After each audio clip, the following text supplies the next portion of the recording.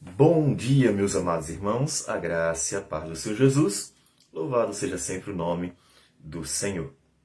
O Senhor Jesus dividiu o seu ministério em duas partes. Nós encontramos isso nos evangelhos sinóticos.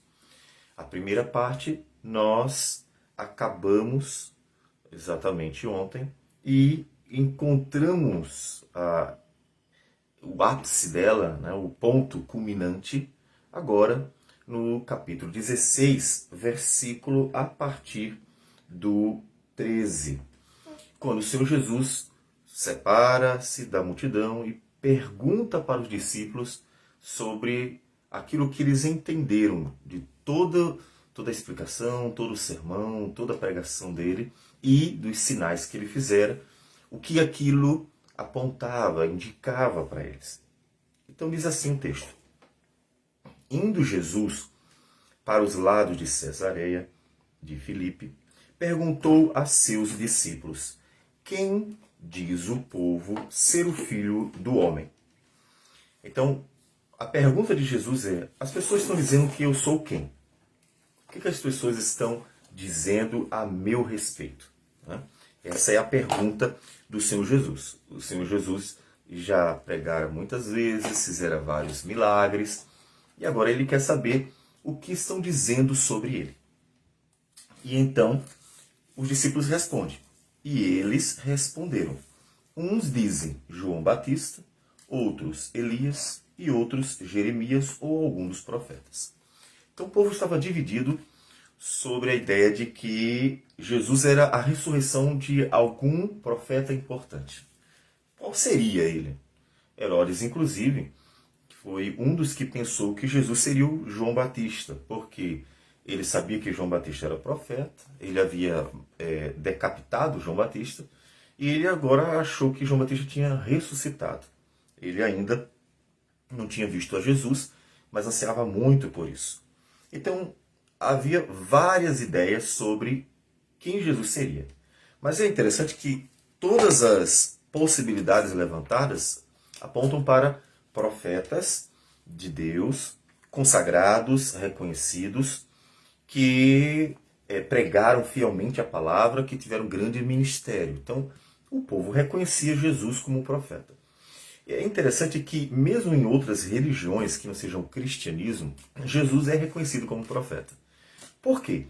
Porque o ministério do Senhor Jesus, o ministério da pregação da palavra, e acompanhado de todos os sinais e maravilhas que confirmavam, testificavam que ele havia sido enviado de Deus, tudo isso realmente aponta para um caráter profético de Cristo. É o mínimo que se pode dizer sobre Jesus. É claro que Jesus não é só profeta. Jesus é profeta, sim, também, até porque ele tem os três ofícios: o de rei, porque ele é o filho de Davi, que então herda o trono de seu pai. Ele é profeta, como nós já mencionamos, e ele também é o sumo sacerdote, ainda que não por tribo de Levi, mas segundo a ordem de Melquisedeque. Lembrem-se que Hebreus vai tratar isso bem direitinho acerca da sucessão do sumo sacerdócio de Melquisedeque para Jesus. Jesus é o sumo sacerdote de Deus. Então, as pessoas estavam dizendo: Jesus é algum profeta. Não sabemos quem, mas ele é algum profeta. Então, eles pensavam na ressurreição de algum dos profetas. Bom, tendo perguntado sobre o que a multidão pensava, Jesus ele se dirige aos discípulos agora perguntando o seguinte: Mas vós, continuou ele, quem dizeis que eu sou? Bem, os discípulos tinham um contato muito mais íntimo e as explicações, o convívio, as conversas de Jesus com os discípulos, com certeza eram muito mais profundas, próximas. Eles deveriam saber quem era Jesus. E Pedro, mais uma vez, lembre-se que Pedro, de todos os apóstolos, é o que mais toma iniciativa. Ele toma iniciativas boas e ruins também. Inclusive, ele terá uma iniciativa ruim um pouco mais adiante. Ele toma a iniciativa ruim de achar que seria capaz de morrer pelo mestre, e lá na frente nega 3 vezes. Então, Pedro é um homem de iniciativas, é um homem ativo, provavelmente o mais velho. Essa é a indicação que se dá, tendo em vista que não só ele foi escolhido, como veremos aqui também, para ser aquele que vai conduzir os demais, como também ele, quando é para pagar o imposto, é o único dos apóstolos que aparece como alguém exigido a pagar o tributo, já que o tributo era pago apenas para pessoas acima de 20. Então, ele toma a iniciativa e ele responde por todos, né? Pedro aqui não está falando só por si, está falando por todos. Respondendo, Simão Pedro disse: Tu és o Cristo, o Filho do Deus vivo. Mateus 16, versículo 16. A resposta está certíssima. Jesus, então, inclusive, abençoa Pedro. Então Jesus lhe afirmou: Bem-aventurado és, Simão Barjonas, porque não foi carne e sangue que tu revelaram, mas meu Pai que está nos céus. Veja que interessante, é que Jesus não atribui o conhecimento que Pedro demonstra ter sobre a pessoa de Cristo, tu és o Cristo, o Filho do Deus vivo, à convivência que ele tem e ao entendimento que ele teve decorrente dessa convivência, de tudo que Jesus fez e eles viram testemunhado. Ele atribui a palavra, a resposta de Pedro, ao fato de que Deus abriu seu coração, Deus lhe deu sabedoria, entendimento, para compreender que Jesus é realmente Cristo, o Filho de Deus. Então, ele atribui ao Senhor. Outra vez aparece a questão de que a palavra de Deus, uma vez ensinada com fidelidade, ela pode produzir frutos ou não. E isso não depende do pregador, mas sim da graça divina operando no coração. Nós vimos isso antes, quando nós falamos sobre o fato de que Jesus fez grandes coisas, grandes maravilhas e pregou extraordinariamente. E mesmo assim, fariseus e saduceus perguntavam: dá um sinal aí para ver, para confirmar que você é realmente o Cristo que você está falando, né? Ou seja, depois de tudo que Jesus fez, eles ainda não acreditavam. A culpa era de Jesus, que não pregou certo, não pregou bem, ou que os sinais não foram suficientes? Lógico que não. A questão é que o coração deles estava endurecido. Então Jesus atribui sempre à graça divina. Devemos sempre refletir sobre essa graça divina.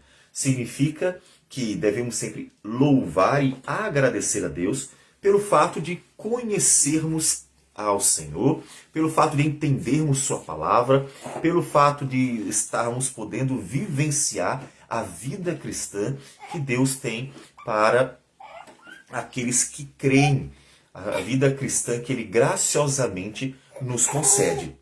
Então, Jesus atribui à graça do Pai o fato de Pedro ter compreendido e ali afirmado corretamente quem era Jesus.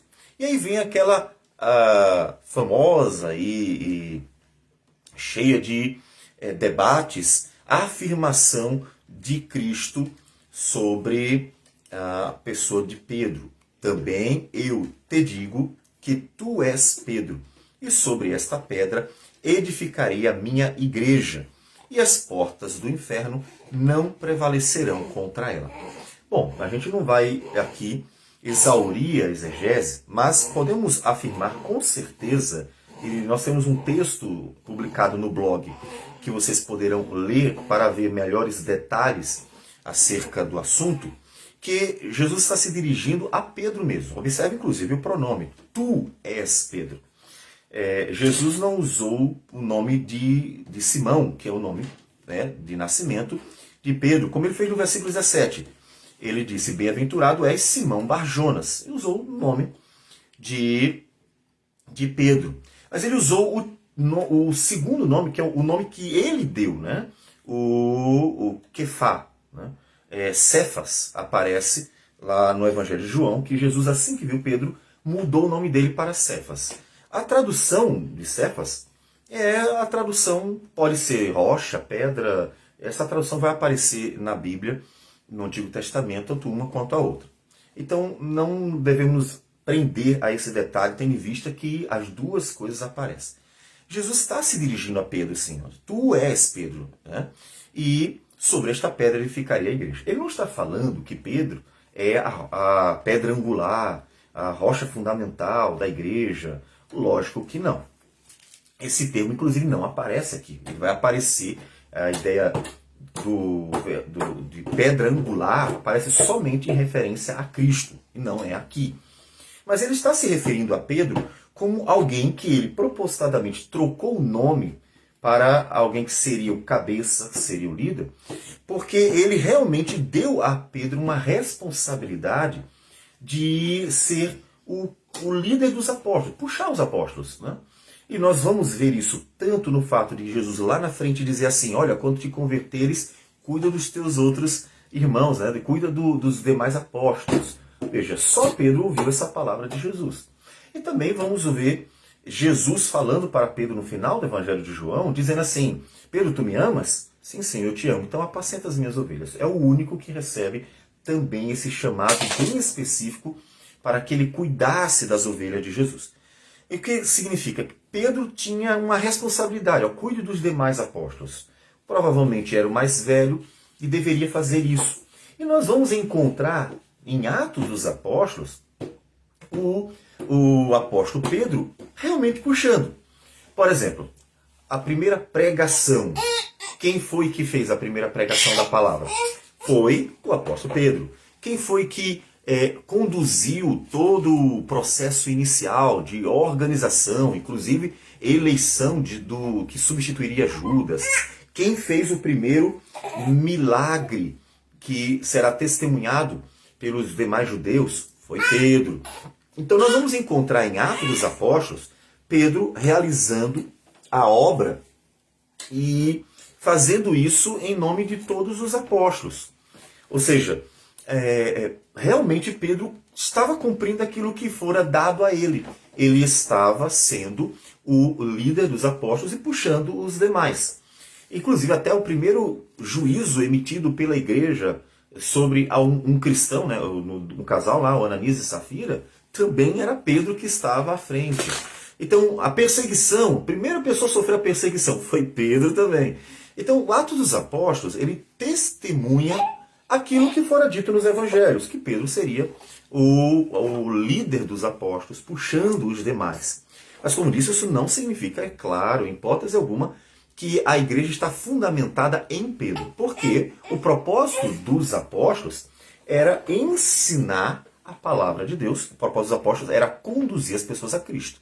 Tanto que a primeira pregação de Pedro fala de Cristo. Aquele que vocês mataram, Deus ressuscitou e o fez Senhor e Cristo. Então, ele fala do Senhor Jesus. Mas aqui há uma responsabilização.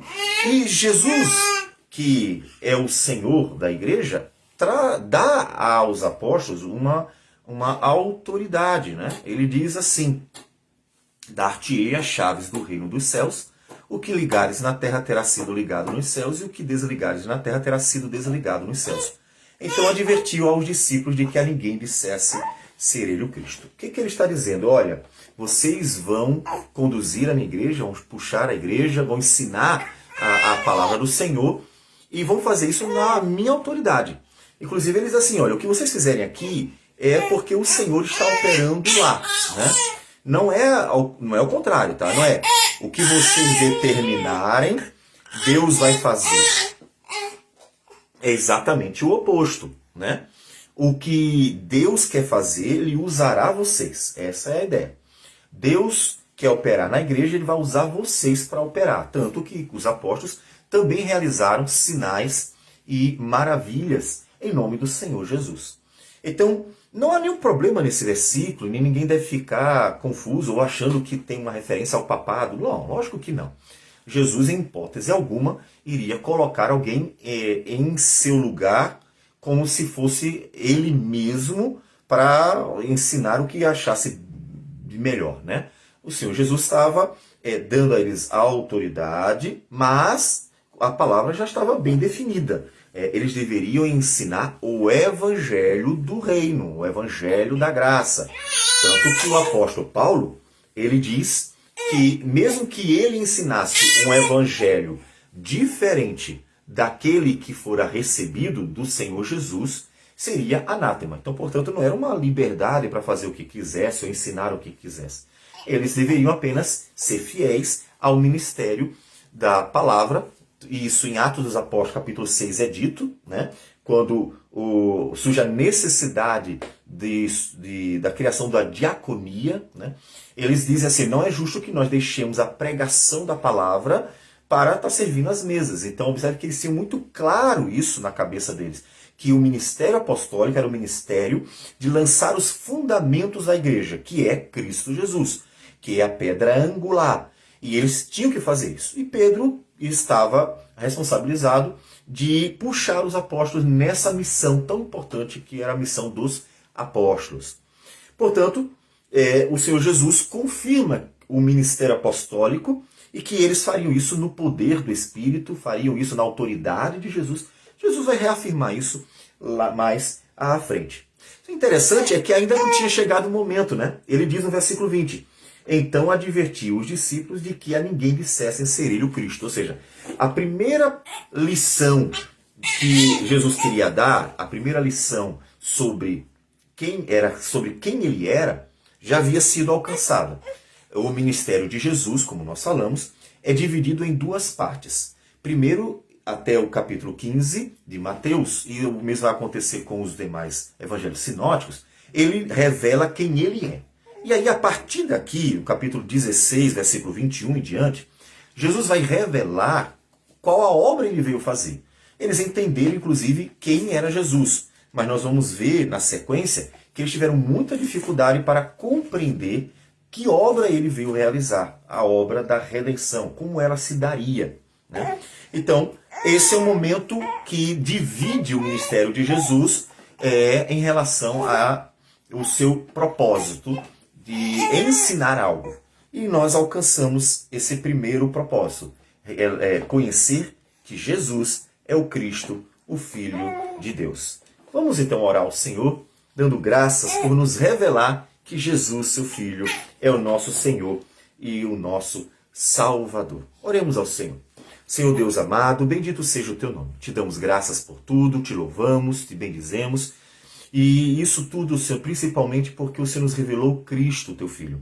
Porque estamos nele para viver uma vida nova, uma vida para a tua glória, para vivermos a beleza, Senhor Deus, da vida no Espírito do Senhor.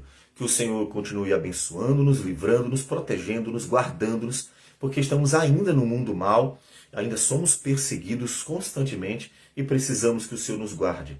Que o Senhor abençoe a tua igreja e nos dê, ó Deus, um dia para a tua glória. Em nome de Jesus que nós oramos. Amém, Senhor. Que Deus abençoe a todos e tenha um bom dia.